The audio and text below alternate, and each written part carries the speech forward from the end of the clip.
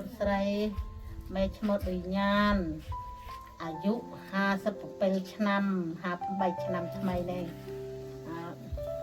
បប៊ីភូមិសែនជ័យឃុំស្អែមស្រុកជាំខ្សាន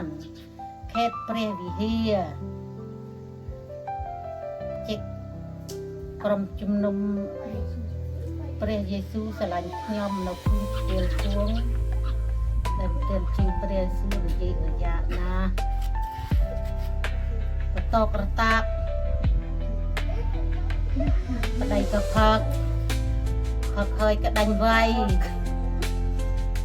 ធ្វើបាបទៅជារយៈមេណានទឿនដីទីទឿនទីព្រះ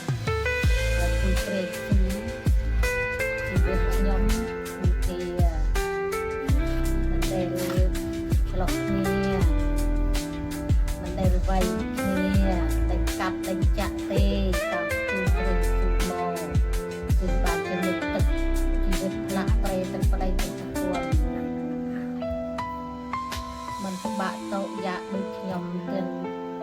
ជឿព្រះពីមុនទេឥឡូវនេះបានធូរធារក្រិនមើលតិចក្រក៏មិនក្រមានក៏មិនមាន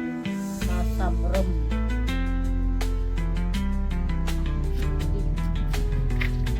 ផ្លាស់បដូរ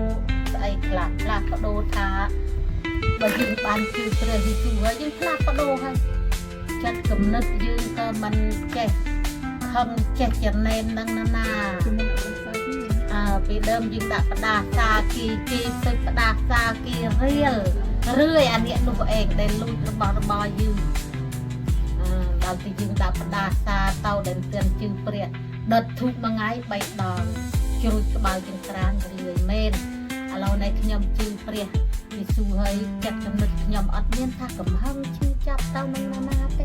ណាមានឯណាក៏មានតណាបានឯណាក៏បានតខ្ញុំមិនខ្វល់ខ្ញុំដឹងទេនៅផ្ទះខ្ញុំហូបបាយទេធ្វើការងារតែចំការទៅមានអីខ្ញុំហូបនំមកកើតហើយខ្ញុំមិនដែលចេះចំណេនលឿនទានឹងណា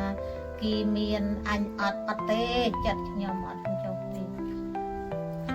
បើឃើញគេអត់ក៏អាណិតសំណោះអើយទៅជួយគេដូចម៉ាយសាទថ្ងៃមុនទៅហើយតងតានឹមទៅលីសេងឈើធ្វើប្រគួតនៅជីឈើទាញក្តានឹមប្តីនឹមប្រពន្ធសេងដាក់អុយគ្នាមួយម៉ាយជើងពីរចុះអាណិតសំណោះគេវិញមានអីប៉ុណ្ណេះទៅ